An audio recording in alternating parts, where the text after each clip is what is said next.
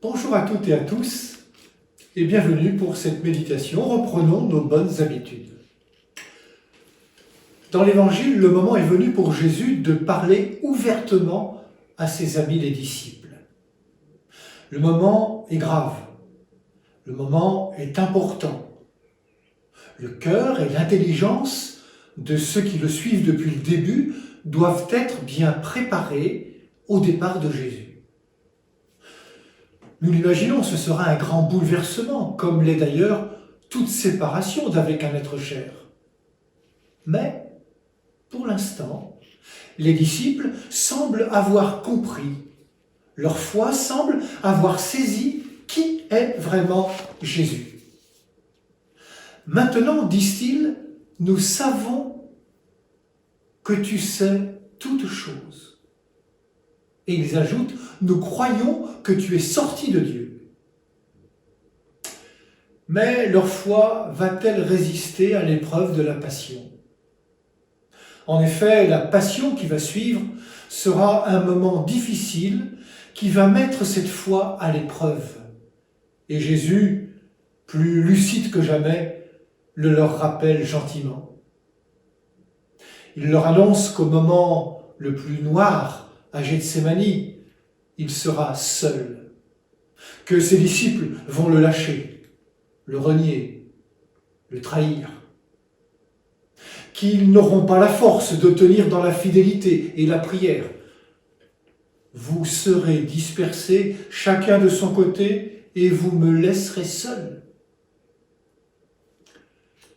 Frères et sœurs, il peut nous arriver, à nous aussi, de croire que la foi nous protège, qu'elle nous met à l'abri ou en sécurité. Jésus rappelle à ses disciples que la foi n'est jamais acquise, qu'elle s'expérimente dans la vie, qu'elle est vivante si nous gardons le lien avec sa source qui est Dieu. La foi nous tient que si elle est entretenue, nourrie, vivifiée, quand elle se traduit dans nos actes. Il ne suffit pas de dire « je crois » ou de chanter « je crois », de dire « Seigneur, Seigneur ». La foi n'est la foi que si elle se vit.